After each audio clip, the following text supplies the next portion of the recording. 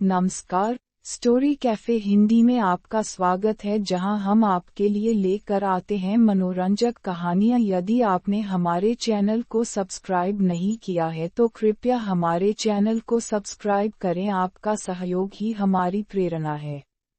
आज हम आपके लिए लेकर आए हैं मुंशी प्रेमचंद जी द्वारा लिखी कहानी गैरत की कतार। तो चलिए चलते हैं कहानी की तरफ। कितनी अफसोसनाक, कितनी दर्द भरी बात है कि वही औरत जो कभी हमारे पहलू में बसती थी, उसी के पहलू में चुभने के लिए हमारा तेज खंजर बेचैन हो रहा है। जिसकी आंखें हमारे लिए अमृत के छलकते हुए प्याले थीं, वही आंखें हमारे दिल में आग और तूफान पैदा करें।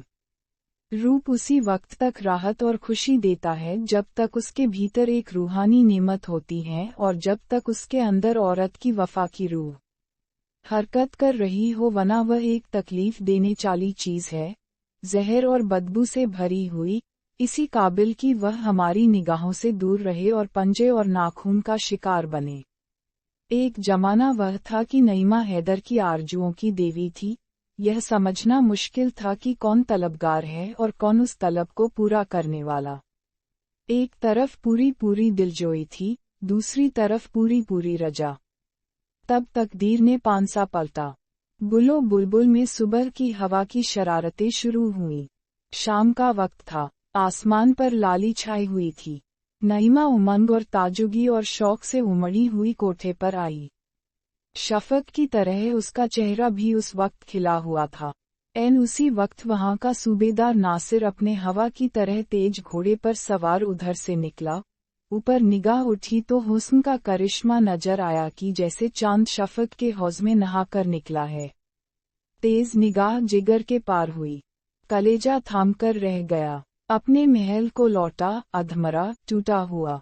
मुसाहबों ने हकीम की तलाश की और तब राह रास्म पैदा हुई। फिर इश्क की दुश्वार मंजिलों तय हुई। वफा और हया ने बहुत बेरुखी दिखाए, मगर मोहब्बत के शिकवे और इश्क की कुफ्र तोड़ने वाली धमकियां आखिर जीती। अस्मत का खलाना लुट गया। उसके बाद वही हुआ जो हो सकता था। एक तरफ से बदगुमानी, दूसरी तरफ से बनावट और मक्कारी। मनमुटाव की नौबत आई, फिर एक दूसरे के दिल को चोट पहुंचाना शुरू हुआ। यहाँ तक कि दिलों में मैल पड़ गई। एक दूसरे के खून के प्यासे हो गए। नईमा ने नासिर की मोहब्बत की गोद में पनाह ली और आज 1 महीने की बेचैन इंतजारी के बाद हैदर अपने जज्बात के साथ नंगी तलवार पहलू में छिपाए अपने जिगर के भड़कते हुए शोलों को नईमा के खून से बुझाने के लिए आया हुआ है। आधी रात का वक्त था और अंधेरी रात थी। जिस तरह आसमान के हर मसरा में हुस्न के सितारे जगमगा रहे थे, उसी तरह नासिर का हरम भी हुस्न के दीपों से रोशन था। नासिर 1 हफ्ते से किसी मोर्चे पर गया हुआ है, इसलिए दरबान गाफिल हैं। उन्होंने हैदर को देखा, मगर उनके मुंह सोने चांदी से बंद थे। ख्वाजासराओं की निगाह पड़ी, लेकिन वह पहले ही एहसान के बोझ से दब चुके थे।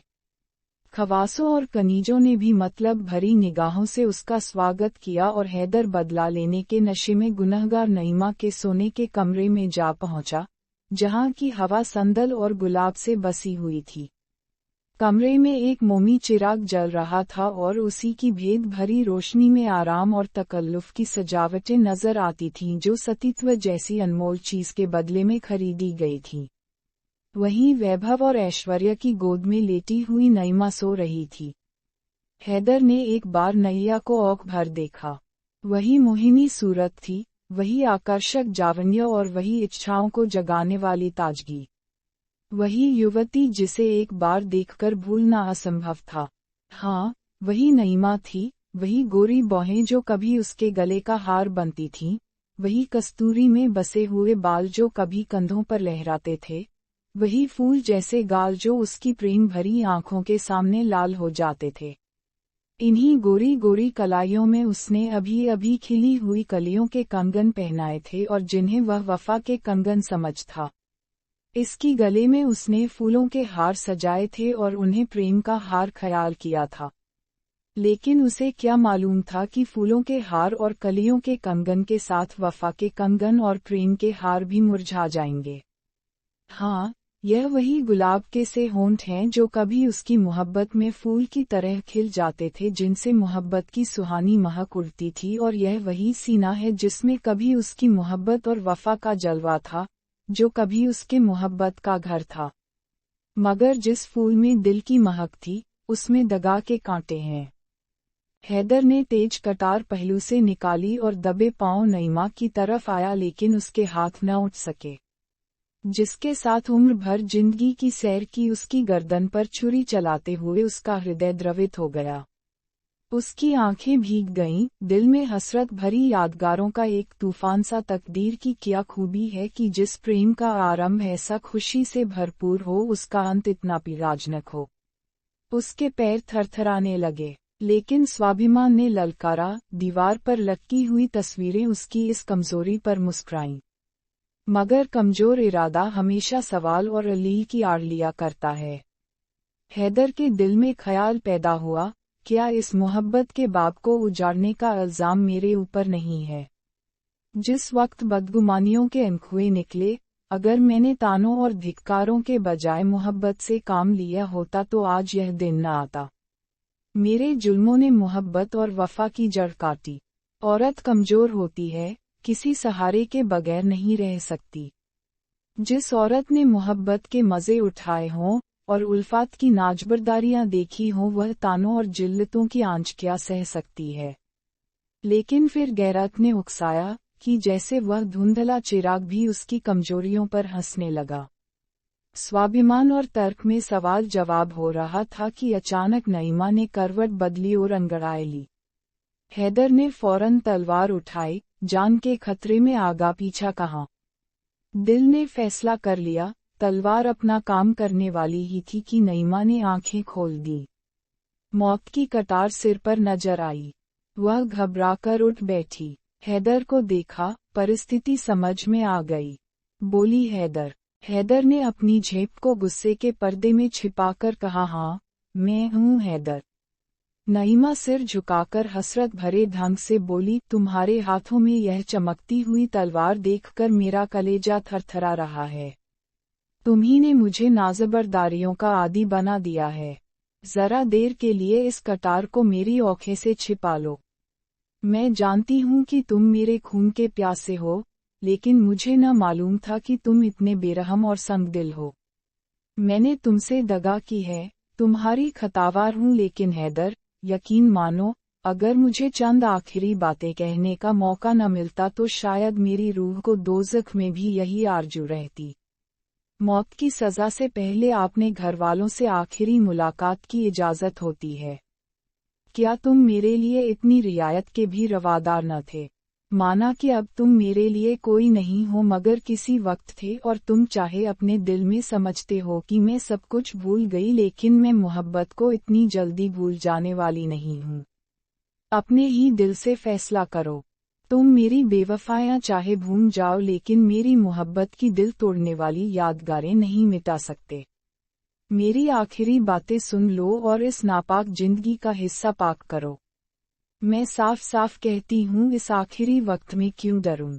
मेरी कुछ दुर्गत हुई है, उसके जिम्मेदार तुम हो। नाराज न होना। अगर तुम्हारा ख्याल है कि मैं यहाँ फूलों की सेज पर सोती हूँ तो वह गलत है। मैंने औरत की शर्म खोकर उसकी कद्र जानी है। मैं हसीन हूँ, नाजुक हूँ, दुनिया की नेमतें मेरे लिए हाजिर हैं, नासिर मेरी इच्छा का गुलाम है, लेकिन मेरे दिल से यह ख्याल कभी दूर नहीं होता कि वह सिर्फ मेरे हुस्न और अदा का बंदा है। मेरी इज्जत उसके दिल में कभी हो भी नहीं सकती। क्या तुम जानते हो कि यहाँ खवासों और दूसरी बीवियों के मतलब भरे इशारे मेरे खून और जिगर को नहीं लजाते। ऑफ, मैंने असमत खोकर असमत की कद्र जानी है, लेकिन मैं कह चुकी हूँ और फिर कहती हूँ कि इसके तुम जिम्मेदार हो। हैदर ने पहलू बदलकर पूछा, क्यों कर? नईमा ने उसी अंदाज से जवाब दिया, तुमने बीवी बनाकर नहीं, माशूक बनाकर रखा। तुमने मुझे नाजुबरदारियों का आदी बनाया, लेकिन फर्ज का सबक नहीं पढ़ाया। तुमने कभी न अपनी बातों से, न कामों से मुझे यह ख्याल करने का मौका दिया कि इस मोहब्बत की बुनियाद फर्ज पर है। तुमने मुझे हमेशा हुस्न और मस्तियों के तिलिस्म में फंसाए रखा और मुझे ख्वाहिशों का गुलाम बना दिया। किसी किश्ती पर अगर फर्ज का मल्लाह न हो तो फिर उसे दरिया में डूब जाने के सिवा और कोई चारा नहीं। लेकिन अब बातों से क्या हासिल, अब तो तुम्हारी गैरत की कटार मेरे खून की प्यासी है और यह लो मेरा सिर उसके सामने झुका हुआ है। हाँ, मेरी एक आखिरी तमन्ना है, अगर तुम्हारी इजाजत पाऊं तो कहूं। यह कहते कहते नईमा की आंखों में आंसुओं की बाढ़ आ गई और हैदर की गैरत उसके सामने ठहर न सकी। उदास स्वर में बोला, क्या कहती हो? नईमा ने कहा, अच्छा, इजाजत दी है तो इनकार न करना। मुझे एक बार फिर उन अच्छे दिनों की याद ताज़ा कर लेने दो जब मौत की कटार नहीं, मोहब्बत के तीर जिगर को छेदा करते थे। एक बार फिर मुझे अपनी मोहब्बत की बाहों में ले लो। मेरी आखिरी विनती है, एक बार फिर अपने हाथों को मेरी गर्दन का हार बना दो। भूल जाओ कि मैंने तुम्हारे साथ दगा की है, भूल जाओ कि यह जिस्म गंदा और नापाक है, मुझे मोहब्बत से गले लगा लो और यह मुझे दे दो। तुम्हारे हाथों में यह अच्छी नहीं मालूम होती, तुम्हारे हाथ मेरे ऊपर न उठेंगे। देखो कि एक कमजोर औरत किस तरह गैरत की कटार को अपने जिगर में रख लेती है। यह कहकर नईमा ने हैदर के कमजोर हाथों से वह चमकती हुई तलवार छीन ली और उसके सीने से लिपट गई। हैदर झिझका, लेकिन वह सिर्फ ऊपरी झिझक थी। अभिमान और प्रतिशोध भावना की दीवार टूट गई। दोनों आलिंगन पाश में बंध गए और दोनों की आंखें उमड़ आईं। नईमा के चेहरे पर एक सुहानी, प्राणदायिनी मुस्कुराहट दिखाई दी और मतवाली आंखों में खुशी की लाली झलकने लगी। बोली, आज कैसा मुबारक दिन है कि दिल की सब आरजुएं पूरी होती हैं, लेकिन यह कमबख्त आरजुएं कभी पूरी नहीं होती। इस सीने से लिपटकर मोहब्बत की शराब के बगैर नहीं रहा जाता। तुमने मुझे कितनी बार प्रेम के प्याले हैं, उस सुराही और उस प्याले की याद नहीं भूलती। आज एक बार फिर उल्फत की शराब के दौर चलने दो, मौत की शराब से पहले उल्फत की शराब पिला दो। एक बार फिर मेरे हाथों से प्याला ले लो, मेरी तरफ उन्हीं प्यार की निगाहों से दंक कर, जो कभी आंखों से न उतरती थीं, पी जाओ। मरती हूं तो खुशी से मरूं। नईमा ने अगर सतीत्व खोकर सतीत्व का मूल्य जाना था, तो हैदर ने भी प्रेम खोकर प्रेम का मूल्य जाना था। उस पर इस समय एक मदहोशी छाई हुई थी। लज्जा और याचना और झुका हुआ सिर, यह गुस्से और प्रतिशोध के जानी दुश्मन है और एक औरत के नाजुक हाथों में तो उनकी काट तेज तलवार को मात कर देती है। अंगूरी शराब के दौर चले और हैदर ने मस्त होकर प्याले पर प्याले खाली करने शुरू किए। उसके जी में बार बार आता था कि नईमा के पैरों पर सिर रख दूं और उस उजड़े हुए आशियाने को आदाब कर दूं। फिर मस्ती की कैफियत पैदा हुई और अपनी बातों पर और अपने कामों पर उसे अख्तियार न रहा। वह रोया, गिड़गिड़ाया, मिन्नतें की, यहाँ तक कि उन दगा के प्यालों ने उसका सिर झुका दिया। हैदर कई घंटे तक बेसुध पड़ा रहा। वह चौंका तो रात बहुत कम बाकी रह गई थी। उसने उठना चाहा, लेकिन उसके हाथ पैर रेशम की डोरियों से मजबूत बंधे हुए थे। उसने भौचक होकर इधर उधर देखा। नईमा उसके सामने वही तेज कटार लिए खड़ी थी। उसके चेहरे पर एक कातिलों जैसी मुस्कुराहट की लाली थी। फर्जी माशूक के खूनीपन और खंजरबाजी के तराने वह बहुत बार गा चुका था, मगर इस वक्त उसे इस नजारे से शायराना लुत्फ उठाने का जीवट न था। जान का खतरा नशे के लिए तुर्शी से ज्यादा कातिल है। घबराकर बोला नईम। नईमा ने लहजे में कहा, हाँ, मैं हूँ नईमा। हैदर गुस्से से बोला, क्या फिर दगा का वार किया? नईमा ने जवाब दिया, जब वह मर्द जिसे खुदा ने बहादुरी और कुव्वत का हौसला दिया है, दगा का वार करता है तो उसे मुझसे यह सवाल करने का कोई हक नहीं। दगा और फ्रेब औरतों के हथियार हैं क्योंकि औरत कमजोर होती है। लेकिन तुमको मालूम हो गया कि औरत के नाजुक हाथों में ये हथियार कैसी काट करते हैं। यह देखो, यह आबदार शमशीर है, जिसे तुम गैरत की कटार कहते थे। अब वह गैरत की कटार मेरे जिगर में नहीं, तुम्हारे जिगर में चुभेगी। हैदर, इंसान थोड़ा खोकर बहुत कुछ सीखता है। तुमने इज्जत और आबरू सब कुछ खोकर भी कुछ न सीखा। तुम मर्द थे, नासिर से तुम्हारी होड़ थी। तुम्हें उसके मुकाबले में अपनी तलवार के जौहर दिखाना था, लेकिन तुमने निराला ढंग अख्तियार किया और एक बेकस और पर दगा का वार करना चाहा, और अब तुम उसी औरत के समाने बिना हाथ पैर के पड़े हुए हो। तुम्हारी जान बिल्कुल मेरी मुट्ठी में है। मैं एक लहमे में उसे मसल सकती हूँ, और अगर मैं ऐसा करूँ तो तुम्हें मेरा शुक्रगुजार होना चाहिए, क्योंकि एक मर्द के लिए गैरत की मौत बेगैरती की जिंदगी से अच्छी है। लेकिन मैं तुम्हारे ऊपर रहम करूंगी, मैं तुम्हारे साथ फयाजी का बर्ताव करूंगी, क्योंकि तुम गैरत की मौत पाने के हकदार नहीं हो। जो गैरत चंद मीठी बातों और एक प्याला शराब के हाथों बिक जाए, वह असली गैरत नहीं है। हैदर, तुम कितने बेवकूफ हो। क्या तुम इतना भी नहीं समझते कि जिस औरत ने अपनी अस्मत जैसी अनमोल चीज देकर यह ऐश और तकल्लुफ पाया, वह जिंदा रहकर इन नेमतों का सुख जूटना चाहती है। जब तुम सब कुछ खोकर जिंदगी से तंग नहीं हो, तो मैं कुछ पाकर क्यों मौत की ख्वाहिश करूं।